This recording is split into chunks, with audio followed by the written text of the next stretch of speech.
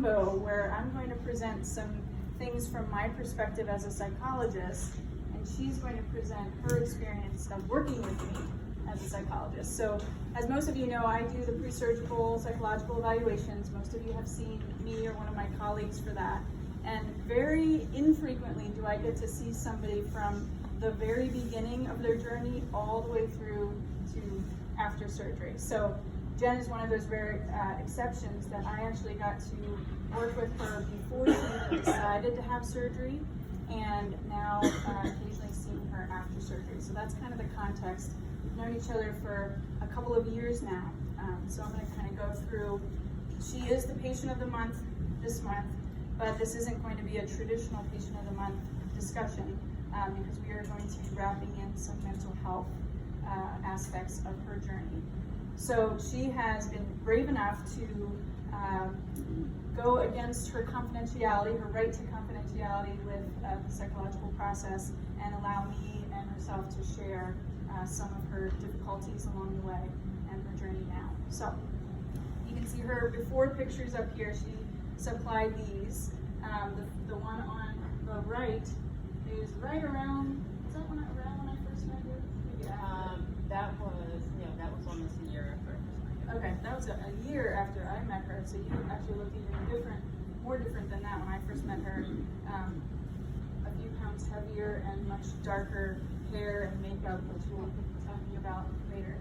And then her other picture is her night before surgery. You can see her standing in front of you today, that she's an absolute success story when it comes to weight loss, and for many more reasons that you'll find out in a moment. So her story starts out very similar to most of you, which is that she has a family history of obesity. She has had ups and downs in her weight since she was a kid, and she has tried numerous diets all throughout her adolescence, adult life. Many times she was successful in the short term, and she had a really great success back in 2015 when she was actually able to lose 100 pounds without surgical intervention. She was really pleased with that. However, unfortunately, she regained that 100 pounds and some. And many of you are nodding your heads like, yep, been there. She was so frustrated and discouraged with herself after regaining that 100 pounds and kind of in a dark place, I would say, at that time. But there was something in her that said, you know what, I'm not giving up. And something is missing here that I need to figure out. Why in the world did I gain that 100 pounds back? Something needs to change. Something has to click for me. So that took her here to this program in May of 2017, so a couple years ago. And she saw a nurse practitioner at that time who's no longer here. But that nurse practitioner actually is the one who sort of planted a seed for her that she needed to see a psychologist. She didn't like that recommendation, but that nurse practitioner urged her to seek some evaluation and further treatment for figuring out what that missing piece might be. So she found me, and we met for the first time on June 1st of 2017, and boy was she a tough nut to crack. The person you see before you today is she smiles, she's bright, she is very easy and engaging. That is not the person that I met in June of 2017, and she will admit that as well. So the person that I met was obviously looked similar to the picture that I showed you, but her hair was very dark. She wore all dark clothing. She wore very dark makeup, and she crossed her arms a lot. And she very much did not want to see me. She was very resistant. Why in the world do I need a psychologist? I'm here, I'm going to check it out, but I don't know why this is necessary. I don't get it. So we kind of had to break down some barriers for a few weeks and try to figure out what it is that she needed and how I could help her. So it didn't actually take as long as I thought. I thought it was months, but it was actually only a few weeks. It was a long few weeks in June. But by the end of June, we had kind of a breakthrough, at least I viewed it that way, where she started to recognize that maybe she had some pretty debilitating anxiety that was getting in her way. So we started to talk about her anxiety and some depression that she was experiencing, and she started to become a little bit more open to figuring out what that was and what was going on. And then, much to her dismay, I told her that we were going to actually put weight loss on hold and not even talk about eating or emotional eating or weight at all until we got to the bottom of what was going on with her psychologically. So the way we've designed this tonight is we're going to kind of alternate back and forth by slides. So that's my perspective of how we met and how we started out, and now she's going to share with you hers.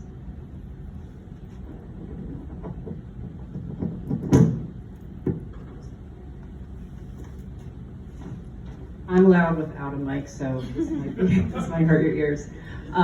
Everything she said was true. I was a tough nut to crack, but I wanted something different. Like a lot of people, like a lot of you, I had been struggling forever. My youngest recollection of being overweight when I was 8 years old. So I'd been fighting the battle my whole life, and I knew I was destined to not be obese forever. So when I came here in 2017 and I met with a nurse practitioner, it was through the non-surgical program because I had absolutely no interest in surgery, much like I had no interest in mental health.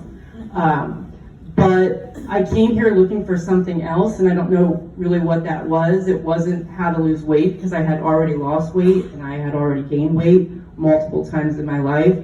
But there was something else, and I needed somebody else to sort of push me in that direction. So I came, it was recommended that I see a therapist, but I was also given a diet that I wasn't interested in. I tried the diet for like a week or two. I threw it away because it wasn't what I wanted. And I found Dr. Collins. So when I went to her, my whole thing with mental health and emotional eating and being obese was, if you watch the My 500 Pound Life and shows on TV, they make you feel like you had to experience trauma. You had to have been in a horrible childhood, or you were abused, or you were molested, or you were raped. I didn't have trauma, so I didn't understand how I could possibly have a correlation between mental health and obesity. So because I'm a fighter, and because I would either be proved wrong or try to prove you wrong, I stuck with therapy. And I always had known that I had anxiety, but again, it was normal, just like being overweight was normal for me. So to be officially diagnosed with anxiety was hard for me. She still says depression, and I still sort of deny that, but the truth is I was depressed because I had failed myself again. And that time it was different because when I lost 100 pounds in 2015, I had done so thinking I changed my life, I changed my outlook, I changed my way of losing weight. I was focused on my health. I was changing healthier foods for unhealthy foods. I quit smoking, I was exercising. I did a mud run at 225 pounds. My focus was different. I thought I figured it out. So when I gained that weight back, that was a big smack in the face, because it wasn't, I was doing a Weight Watchers plan, and then I quit and I gained it back. It was a lifestyle change that didn't last. So with that, I became so incredibly miserable, like so incredibly miserable. I wish I would have recorded myself talking to myself back then, because I do that often. And I wish I would have done that, because I was in such a dark place, because I was so ticked off that what I thought was a life change was now I'm back to where I was. Now I'm even heavier because I gained 111 pounds back, and now I'm miserable. So that's up until we got to the anxiety part.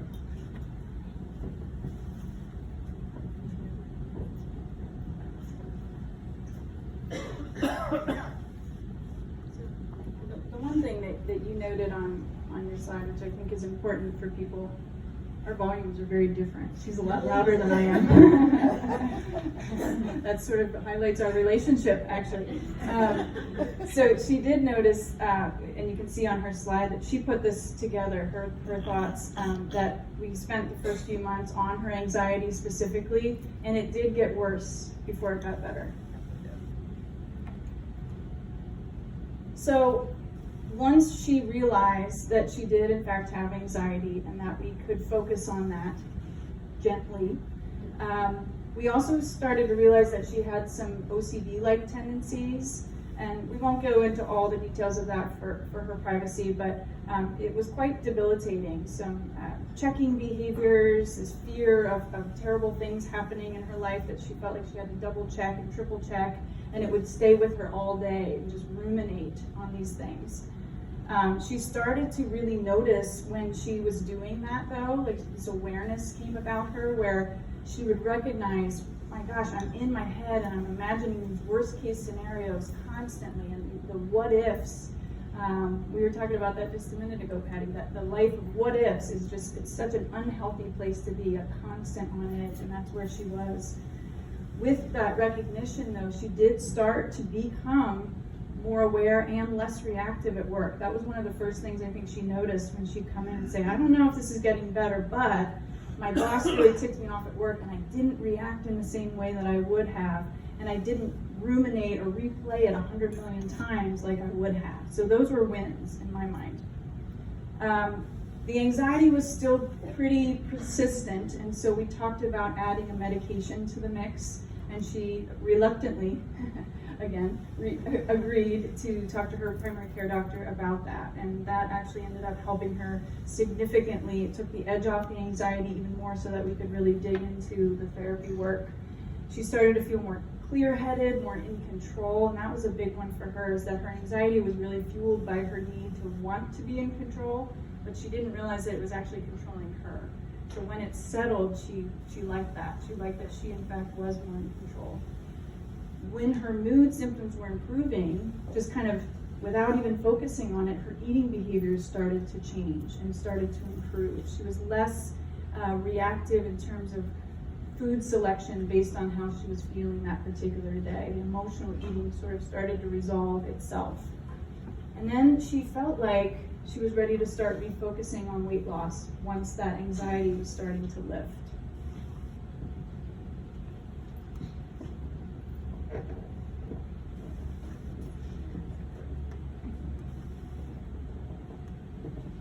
Okay, yeah, so definitely I got worse before I got better. When you're aware of your issues, so to speak, they definitely seem to magnify. I think I even blamed her for gaining weight at one point during one of my treatments, because I was in fact gaining weight during therapy.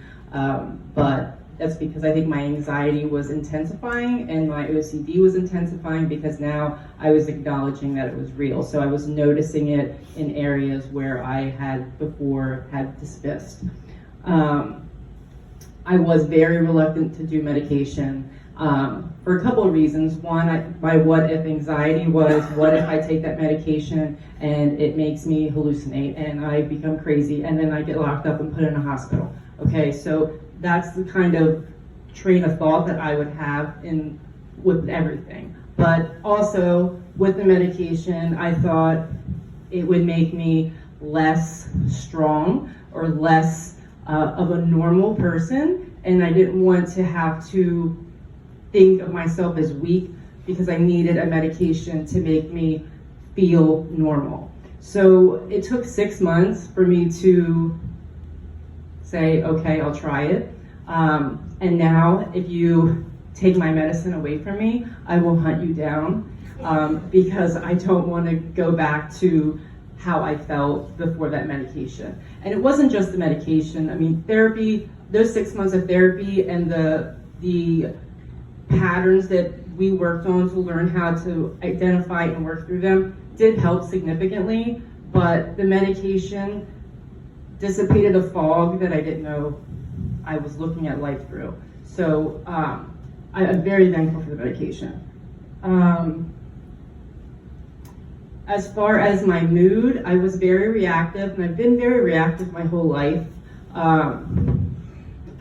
Some call me a fighter, some call me argumentative, and I am, and that didn't go away. But now I can respond to people versus reacting with emotion, which is, I didn't even know it was a thing. I didn't even know it was abnormal until I started to notice how much I was getting angry at normal things that other people were just letting roll off their shoulders.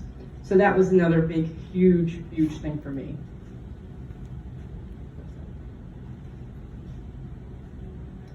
Oh, no, okay. So when I first started seeing Dr. Collins and I was in that dark place about the regain, it took 8 months, because it was in February of 2018 when we said we can work on weight, we can focus on weight. I finally lost that guilt and shame that I had carried around since gaining that weight back. And that was heavy. Like, that was so heavy to carry around. So when I no longer felt guilty and ashamed for gaining all that weight back, and I could walk around at 336 pounds and still feel good about myself, that's when I knew it was working and it was time to take control of my eating.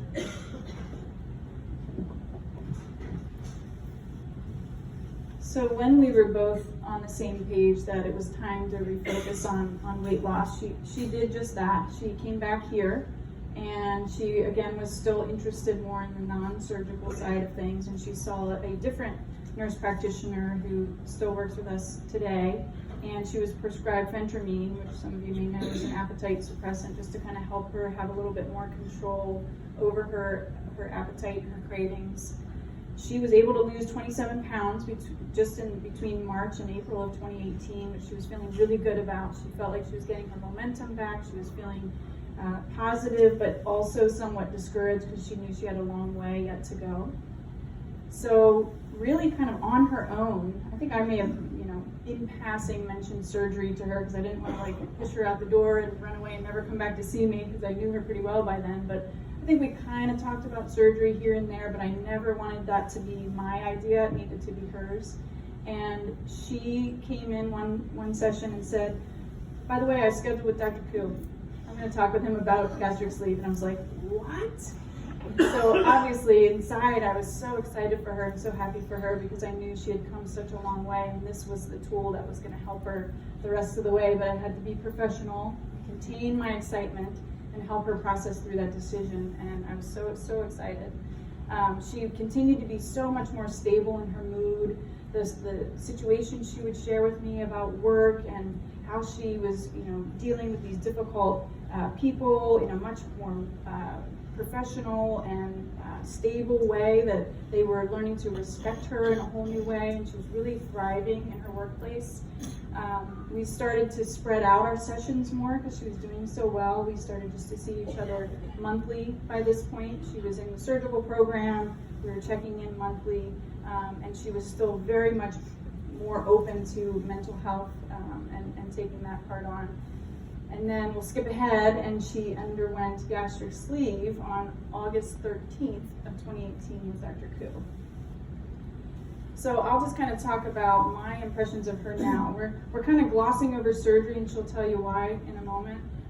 But right now, we see each other maybe about every 2 to 3 months for what we call booster sessions. She's doing phenomenally. I don't need to force her to come see me. She comes to see me when she needs to or wants to, or just wants to check in or bounce off some ideas. She's down 155 pounds since the spring of 2018. And how much of that was before surgery? That's, I think, 62. 62 was even before she decided to pursue surgery. So she has been working so hard at this. My other impressions of her now are that she smiles more. She handles stress like a pro. This is just not the same person that I met a couple of years ago. This is a really cool part about her. She has become a social media superstar.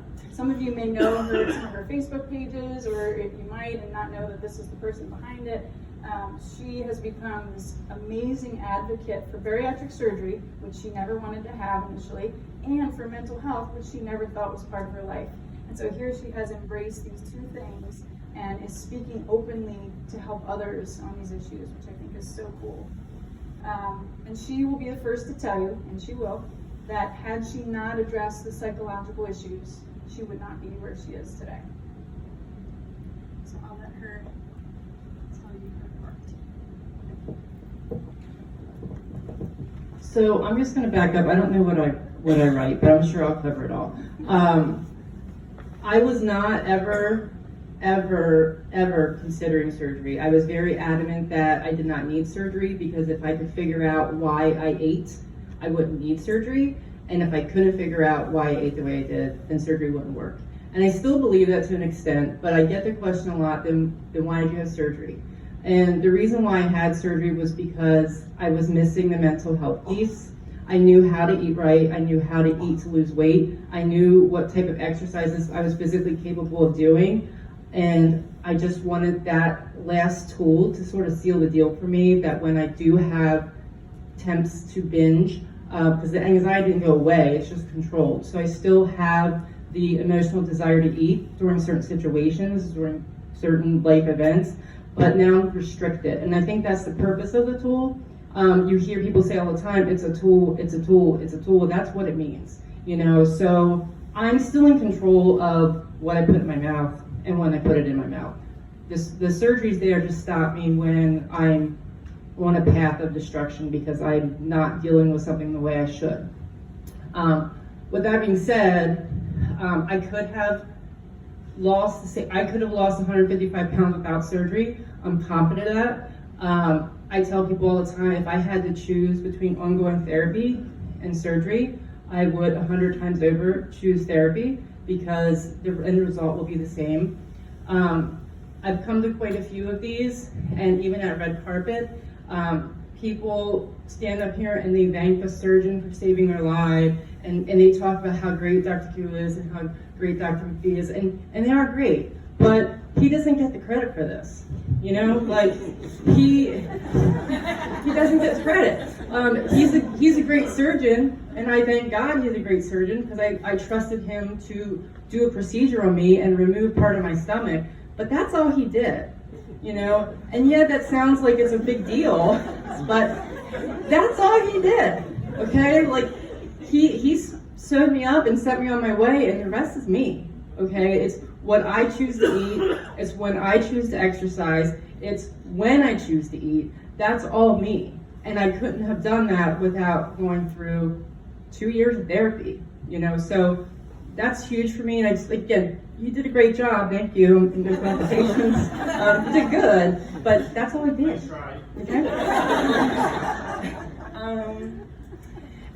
I've always been strong and confident, at least I appeared that way to most people, and I do pride myself on that. But now my inside matches the outside, okay? And that's huge, like, especially if you're a strong, confident person. To be a strong, confident person and hide it, hide your struggles and hide how you feel and hide your fears, it's hard. And when you can finally match it, you get to take that confidence and that strength to a whole new level. So now that I am at this level, and it's not because I lost weight, it's because I'm mentally stable. It's because I'm mentally in control of my emotions 90% of the time. That's taking me to a whole new level. That allows me to reach out to people online and put my story out there. We all can lose weight. You know, that's eating healthy and choosing what you eat and going to exercise. That's really the easy part. That's the hard part. And I think that if people put more effort into that and the stigma around that would go away, a lot more of us would be more successful.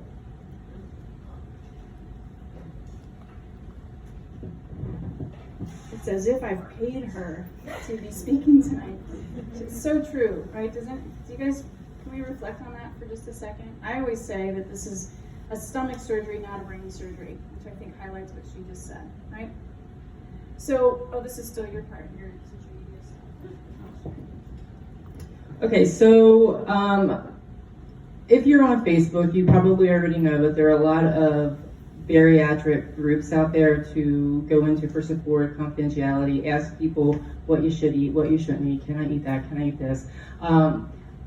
Through the past year, I determined that I don't need to be in all those groups because all you get is mostly opinions from people, and you got to do what you know is right and what works for you. But with that being said, there is a group that I found last year. It's called Gastric Sleep and Bypass something or other. I think it's a really long name. It's the one on the bottom. That's a really huge group. I am an admin in that group. There's about 40,000 members in that group. So it can be overwhelming, but that's a really good group, and we do try to keep all the fluff out of there and all the negativity out of that group. I do document most of what I'm doing, either on my own personal Facebook page, Instagram page. I have a Flab to Fabulous 18 page. I post videos on YouTube, Pinterest, everywhere. I mean, everywhere on social media you can find me either under my name or Flab to Fabulous 18. I don't always talk a lot about weight loss because I'm sort of not as focused on that right now. I'm more focused on spreading awareness of mental health and helping people know that it's okay to talk about anxiety, depression, PTSD, all those things. So, but you can follow me on there anytime, and I take messages all the time, like to help the people, like to support people. If you know that there's somebody else that you can talk to in private, you know, without being judged, sometimes that's all somebody needs. So that's what I try to be for people. It's interesting. I've had a few pre-op patients over the last 6 months or so that start telling me about this really great person that's in this program that's post-op and has all these Facebook pages, and that she responds to messages, you know, personally, and is so encouraging and supportive. And I'm like, I bet I know who they're talking about. She's really been amazing. So if you didn't, some of you I saw taking pictures of her screen and her handles and phrases for that. So, you know, she is incredibly motivating. So any of you that are pre-op that want some support, she's your girl. So just some final thoughts. You know, obesity, as you guys know, is a very, very complex disease, and there is almost always a psychological component. And when I say that, I do not mean that you have to have depression or anxiety to be impacting your weight. It's much more than that. Psychological factors can be unhealthy thinking patterns, stinking thinking, as I like to call it. So the way that you make excuses, or you get stuck in the trap of all or nothing, like, well, I blew it today, so I guess this whole week is blown. Those types of things. You don't have to have a mental illness to have unhealthy ways of thinking that impact your eating habits and ultimately your weight. Emotional eating is certainly a psychological factor, and I know many people struggle with that. Food is a very easy, accessible thing to grab when you're feeling sad or down or anxious, or maybe you want to reward yourself in some way or comfort yourself in some way. So that's a psychological factor as well. Poor sleep habits can be a psychological factor of weight. When we're not sleeping well, our hunger hormones are all out of whack. The one that tells us that we're full is turned off, and the one that tells us that we're hungry is working overdrive. So you're getting weird cravings, and you're not being satisfied with what you're eating just because of not getting enough sleep. Mindless eating, grazing, nibbling throughout the day, that's behavioral, that's psychological as well. Eating out of convenience because you have a busy life, right? You're grabbing and going and eating a lot of fast food, not thinking about, wow, this is because I'm so busy that I'm not taking the time to take care of myself. So those are all psychological factors of weight. And so with that being said, many of you're mandated to have a pre-surgical psychological evaluation. Like, you have to see me once, right? Your insurance says so, your surgeon says so. But take advantage of that appointment. I know it's viewed as a clearance, like a check in the box for you to proceed with surgery, but I really try to make it an educational session in which we dig into what are the eating patterns that are getting you in trouble. Tell me about how you grew up with food. Let's really talk about this and peel back the layers so that I can help you and give you some recommendations to take with you. Not, are you mentally stable and should you have surgery? My job is, I feel, much more than that. I rarely take it as I don't view it as a clearance, and I hope that you guys don't as well. Food and mood class, you are all, again, required to have pre-op. So I'm lucky that I get to work here where the surgeons actually really value the psychological component. We have to give Dr. Who at least a little bit of like an ego boost here, right? He's so hurt. He'll be, and you guys have heard him at Red Carpet, he'll be the first to say, people give me credit, but it's really you. You guys have heard him say that. Dr. McPhee will say the same. He has. We'll work on it if he hasn't. Food and mood class is pre-op as well, and I've revamped that over the years just to really focus on the unhealthy thinking part, and we do a lot of hands-on activities. Has anybody had it recently? Let's see. Did you find some value in it, kind of thinking about the way you think and how that interferes with your food choices. So if you haven't had that class yet, you will, and I think you'll really get some value from it. And then those of you that are post-op, there's many ways that you can continue to support your psychological well-being even after surgery. The first and foremost is stay connected here. Like if you're showing up here, you're already doing it, right? You know that every month you are walking through these doors and holding yourself accountable and saying, I had surgery and I'm going to keep showing up to make sure that I'm still on the right track and I'm surrounding myself with my support system. See your surgeons, see your dietitians. They are going to continue to be your champions through this journey. This is not a Mexico program where you go and have your surgery and then you never see your team again. This is built in for you for life. So please use it. Ask for help if you need it, or if you're forced to, like Jen, embrace it. And back on track group is an option as well. I see some people in the room that have done it before or doing it now. And those of you that don't know what it is, it's a small group for post-op patients who are struggling in some way, whether it be regaining some weight or noticing some bad habits creeping back in. And it's 10, well actually right now we have 14 people, which is my largest one. We won't do that again because it's a very, very large group. I like it at 10 because it's a very, very supportive, intimate group where people really get to know each other, support each other on their efforts, and have zero judgment zone, right? Everybody's in the same boat. There are handouts in the back for the next session that will be starting up in January. We're in one right now, and we'll be wrapping up right before Thanksgiving. So even if you're, you haven't really regained weight, but you plateaued too soon, or you're like, you know what, I'm really starting that emotional eating thing again, and I don't like it, reach out for help with that as well. And then you can certainly do some individual sessions. CBT is cognitive behavioral therapy. It's a different kind of therapy than maybe you've heard about, where you're laying on a couch and you're going back to your childhood and talking about all your lifelong issues. CBT is much more goal-focused, directive, looking at what's going on now, how can we resolve it, let's look at your thoughts, your behaviors, your emotions. And I think that's why it worked for Jen, because I don't think she would have been up for the kind where she had to go dig up old stuff and really dive into the world of her life. She wanted to help me figure this out. Let's do this in a way that makes sense to me. So those are some options for you.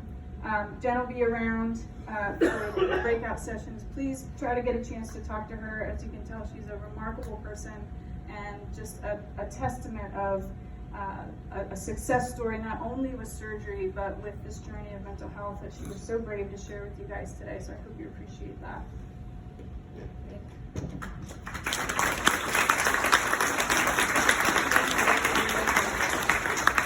Becky, well, I'm bringing the mic. To both of us. This was amazing. I really. No, I said I just wanted to say thank you to both of them because this was a great support group night. So I've learned a lot over all these years too, and that's amazing. So thank you.